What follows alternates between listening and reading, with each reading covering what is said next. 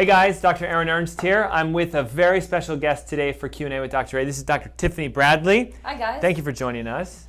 And we have some amazing information for you today. We love the questions you keep submitting. So don't forget, the purpose of this show is multiple. One, we want to answer your questions. Two, we want to treat it as a seminar because you will learn off other people's questions. And number three is, we get bombarded with, if not hundreds to thousands of questions per week. So we wanted to make this an easy way for you guys to log on each week and get your your questions answered.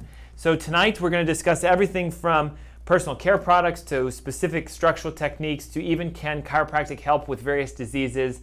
Don't forget, it's broadcasted every Thursday, 7 o'clock live. And you can find it by going to AskDrErnst.com and clicking on the channel tab and then clicking on TV. Make sure you share this with all of your friends because, of course, this information is life-changing. And as always, we're live on the air every Saturday at WBT, 3 p.m. for the Ask Dr. Ernst show. And so we look forward to answering your guys' questions today. So the first question says, I've got some tooth whitening gel. It's professional level, but it has propylene glycol and peroxides in it.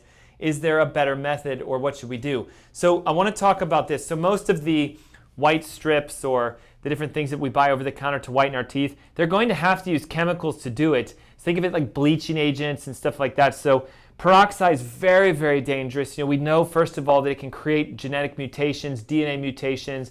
It's also very dangerous if you consume large amounts of peroxides. But the biggest one for me is the propylene glycol. So it's completely different than ethylene glycol. Propylene glycol is kind of what's considered generally recognized as safe, which basically means the FDA and the food industry know it can cause some problems, but as long as you don't go too high on the dose, you would be okay. But we know it's a known neurological irritant. It can interfere with liver function. We know that it can destroy your methylation process and also detox. So when your propylene glycol exposure is high, we tend to see glutathione and your phase 1 and phase 2 detoxification shut down. So I would suggest, if you really want to find a way to whiten your teeth naturally, let's not use a chemical-based, peroxide-based, toxic whitening gel, and instead look at some things naturally that can create a whitening effect. So we know for a fact that coconut oil pulling works, not only for cleaning the teeth, but it also whitens the teeth. So that's basically 2 tablespoons of coconut oil in your mouth, swishing for 5 to 10 minutes, and then spitting it out. And of course, the toxins, the stains, and things come out. It's not going to happen instantly off the first one, but if you do that, every day for a couple weeks, you'll see a difference. Number 2 would be, let's make your own natural sort of tooth whitening toothpaste. And the problem with most toothpastes, again, is they have antibacterials. They have a lot of chemicals in them, fluoride, for example. So this one's really easy. It's coconut oil, baking soda, and activated charcoal. Now this toothpaste is going to be pitch black, which is good because it helps you to see if you're coating and completely covering your teeth. But also charcoal is a binding agent, and so it can bind toxins. It can bind even coloring agents like caramels and stains and coffee, etc., to pull the stains off the teeth. So you would brush with that, then you would coconut oil pull. Maybe you brush again a second time if you really want to get teeth cleaned and also keep them whitened. So that's what I would do instead. That's great. I do oil pulling every day, and the longer you do it, the best you're going to benefit from it. Our next question, a friend of them has dry eyes, and they usually get worse with seasonal changes and change of temperature, which is very common when it comes to dry eyes. Dry eyes hasn't necessarily been researched in the medical community as much as other things. They draw it back to inflammation.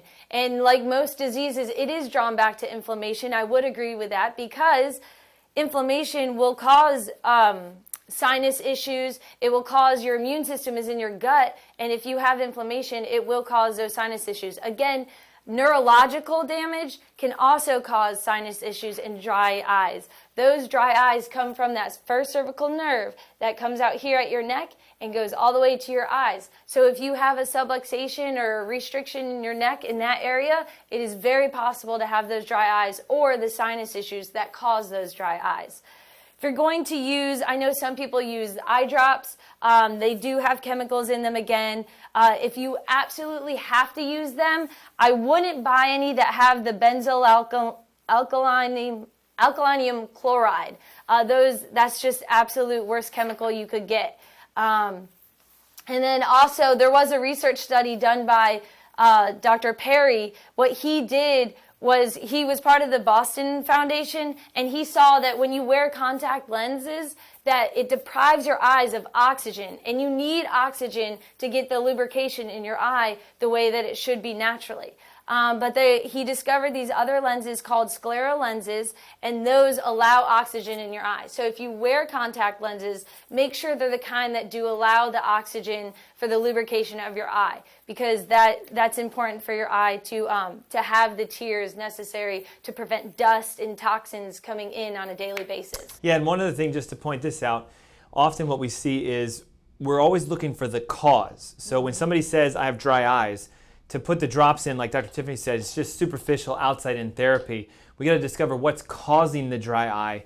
And one of the number one causes is a depleted oxygen to the eyeball because of the contact lenses not expressing it. And number two is an autoimmune condition, because we know that dry eye is usually a symptom of a deeper issue going on. So we don't want to just treat the dry eye, we want to find the cause. And like she said, your gut, the autoimmunity, the leaky gut is classic with people that have dry eyes. So excellent job. Next question says, I heard you talk about how chiropractic has structural and also more of like traditional therapies. What's the difference between structural chiropractic and traditional? And you know, here's the thing behind it. When we talk traditional chiropractic, that's usually the type of office that comes in and the consultation says something like this: where do you hurt? How long have you hurt that way? What do you do to make it feel better? And what do you do to make it feel worse? Maybe they take an x-ray, maybe they do a scan, and their entire therapy is geared on making you feel better. Traditional chiropractic. While that's fantastic, I'd rather you do that than popping medications or going to pain management clinics or something. The approach is different than a structural chiropractor. So by definition, if I'm just covering up symptoms, I'm giving you adjustments to make you feel better, in my world, that's just, like outside-in therapy. I'm just making things be hidden. I'm not getting to the root cause. Structural chiropractic would state that when your spine's in its normal position and you have the curves in your neck and it's straight from the front and every angle's where it should be based upon a definitive structure, then not only do you feel great, but you also perform better, you function better, your organs work to their full capacity. The biggest difference between a structural chiropractor is they're probably not going to be asking you, where do you hurt? And I'm going to adjust you in that area because of your pain. They're going to say, let's find out why you hurt. Let's see if it's because of a disc that's out of alignment or a spine that's decaying. And then they're going to develop their therapies not on how long does it take for you to get out of pain, 2 days, 2 weeks, whatever. They're going to develop their therapies on how long does it take to get your spine back to the normal position. So as a structural chiropractor myself, it takes a tremendous amount of training. Chiropractic school is 5 years in addition, above and beyond just your basic sort of bachelor's degree. And that's traditional chiropractic. Now, to do structural work, it can take another 1 or 2 or 3 years of certifications, before and after x-rays, proof that you can actually move it. So Dr. Tiffany and I are both trained in structural chiropractic techniques, but the way this works is you get an assessment done, we do an adjustment, we reassess, re-x-ray, reanalyze, looking not again, do you feel better, but did your spine actually move? Did the joints go to their proper position? And then we can assess function. So in my opinion, the biggest difference is the focus. Is it pain removal, traditional chiropractic, or is it function enhancement, disease removal by boosting the immunity, regeneration of joints, prevention of arthritis? Bigger difference than just going after pain. And our next question is on the microbiome, because our next upcoming event in November is our microbiome seminar. And it says, can you explain what this even is? So microbiome is the environment within your gut. If you didn't know, you have trillions of bacteria, trillions in your gut that control your immune system, and they also help you your digestive system, which is important when it comes to autoimmune diseases, when it comes to things even like schizophrenia and other diseases and inflammation. It's important to take care of those. What those creatures do is when they communicate with your immune system and your digestive tract, they also influence your hormones as well. Because some of you ask about thyroid and you come in with thyroid conditions, we always have to trace back to the gut and the nerve system, because those have to be working properly for your hormones to be working properly. Your microbiome, if you ever feel like you're just out of balance or you have fatigue issues, that can also be an issue there too, associated with other autoimmune conditions as well. Fixing the microbiome is the whole big thing. I suggest you listen to some other of Dr. Ernst's radio shows that he goes well in depth. Come to our seminar on November 1st. Yeah. And that will cover more of our microbiome gut issues as well. Yeah, and just to speak to something on that, if you scroll below this video, we have some sort of information that you can have to register. So it's a free event. It's a dinner seminar that I'm hosting. Because today is Thursday, we're looking literally only a couple more days. We have maybe about 10 seats left. The restaurant holds 50 people. And at my last event, we almost booked it 80-90% off those people just going, I know someone that wants to come. I know somebody that needs to get healthy. So it's a dinner opportunity. I'll pay for your meal. I'll show you everything you need to do to fix your gut. And remember, when we talk about the microbiome, the one thing we have to know about it is there's more bacteria in our gut than there are in our entire body as far as cells. So you're technically more bacteria than you are human. And this just shows a little bit of why the medical sort of idea behind viruses and bacteria causing diseases is completely false. If bacteria caused disease, you would have been dead years ago because the bacteria in your gut would have overridden and overtaken you. It's the wrong type of bacteria in the wrong location with the wrong environment that creates a disease. But even that, the bacteria is not creating the disease, it's the weakness of the immunity. And since the bacteria of your gut are between 70-80% of your immune system, making sure you know what a microbiome is and making sure you fix it and clean it is drastic for your health. Next question says, is there anything that can be done for birth defects like cerebral palsy?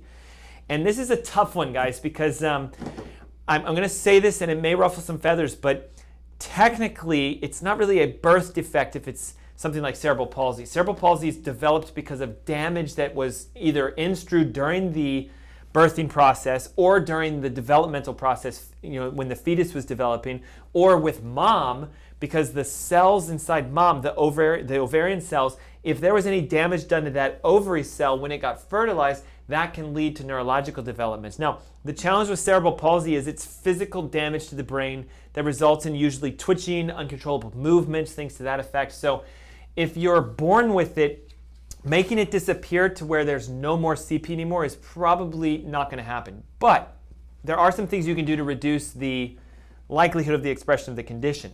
So we know that it tends to be, uncontrollable movements, rocking, shaking, things to this effect, slurred speech, delayed speech, etc. But it's neurological because it's brain tissue.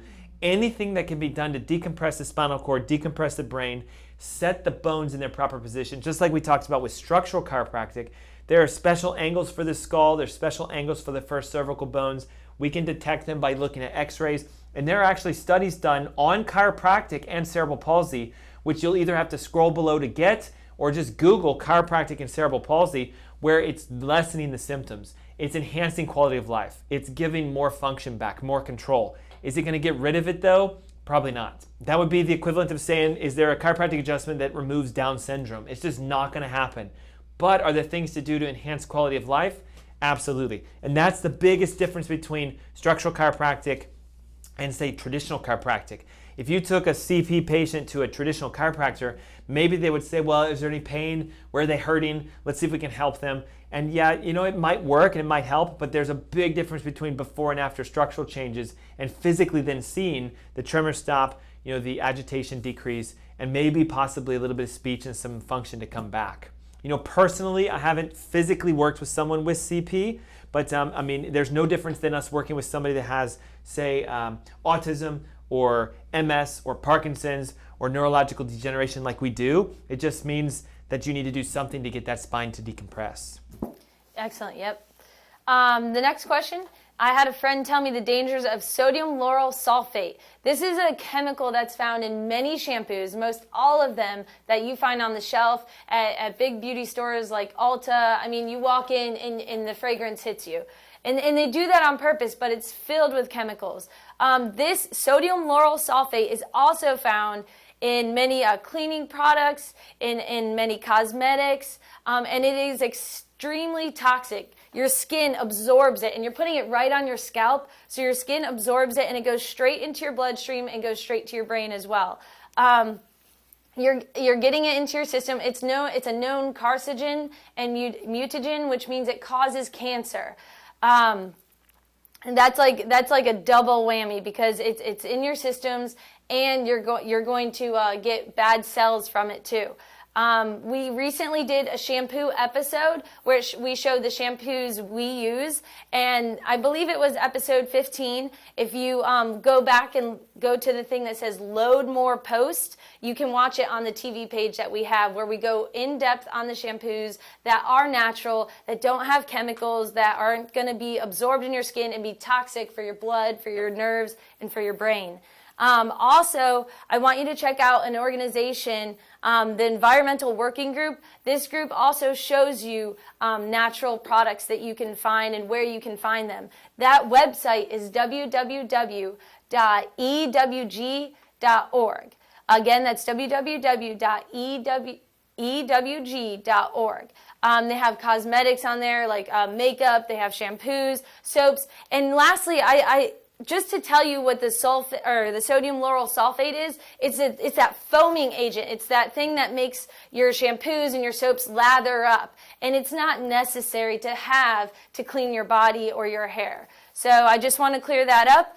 Again, check out that link, and make sure you're using as natural as you can when it comes to shampoos. Yeah. If it's something you've never done before, if you use like a natural soap, say like a Castile soap or something to that effect, you're not going to be covered in that white lather.